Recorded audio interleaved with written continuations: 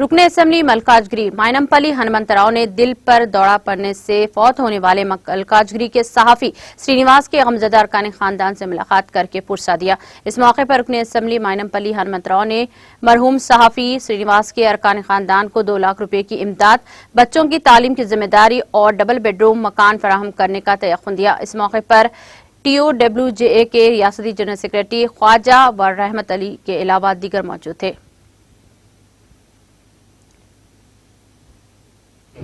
మల్కాజ్గిరి నియోజకవర్గంలో దాదాపు 2 దశాబ్దాలుగా ఇక్కడ జర్నలిస్టుగా పనిచేస్తూ ఈ ప్రాంతానికి మీడియా ద్వారా సేవలు అందించిన యువ పాత్రికేయుడు శ్రీనివాస్ ఆకస్మిక మృతి పట్ల తెలంగాణ రాష్ట్ర వర్కింగ్ జర్నలిస్టుల సంఘం ప్రగాఢ సంతాపాన్ని వ్యక్తం చేస్తుంది.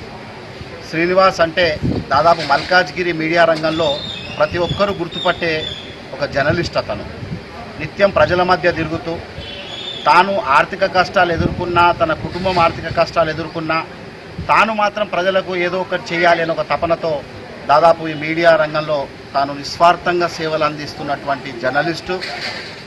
2 చిన్న పిల్లలు, భార్య, వృద్ధ తల్లిదండ్రులు వాళ్ళందరినీ వదిలి అందరంత దూరానికి శ్రీనివాస్ వెళ్ళిపోవడం నిజంగా మేము జీర్ణించుకోలేనటువంటి విషయం. శ్రీనివాస్ ఆకస్మిక మృతి పట్ల మేము నివాళి अर्पिस्तू वारी कुटुंबानिकी మేము अंडगा निलबड़ी। नाज़रीन, हमारे TTV न्यूज़ को सब्सक्राइब करिए, बेल आइकॉन को प्रेस करिए, शेयर करिए और लाइक करना ना भूलें। और किसी एडवर्टाइजमेंट से मुताल्लिक जानकारी के लिए हमारे इस नंबर पर कांटेक्ट कीजिए। हमारा नंबर है 9550102020।